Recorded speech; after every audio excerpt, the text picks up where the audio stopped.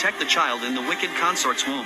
She then kicked the blade straight into the king's chest. The reason she chose to do this was simply because, in her previous life, the consort had gone to a mountain temple to pray for her unborn child, only to be stabbed in the abdomen by a sword, causing a miscarriage. Yet a waste token from the queen's family was found on the assassin. The consort thus believed the queen, out of jealousy, had caused the loss of her child. In the end, the king not only stripped the queen of her title, but also exiled her entire family to a desolate land.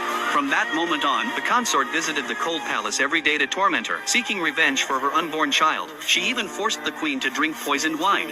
Just when the consort believed her vengeance was complete, she eventually discovered that everything had been orchestrated by the emperor and his beloved concubine. Their goal was to pit the two powerful clans against each other for their own gain.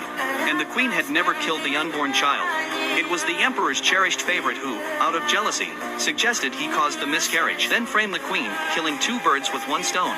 Only at that moment did the consort realize that after battling the queen for so many years, she had been nothing more than a pawn in someone else's game. In the end, to cover up the truth, the king burned them alive inside the palace.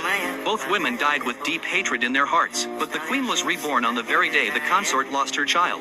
To avoid repeating the tragedy of her previous life, she now had to protect the child in the consort's womb at all costs. At this moment, however, the unaware consort still believed the king had kindly brought her to the temple to pray. Unbeknownst to her, a group of archers had already taken aim at her swollen belly.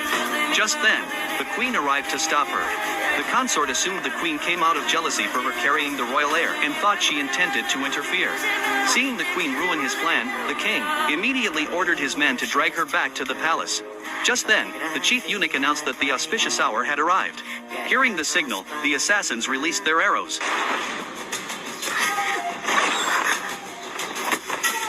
The very first thing the queen did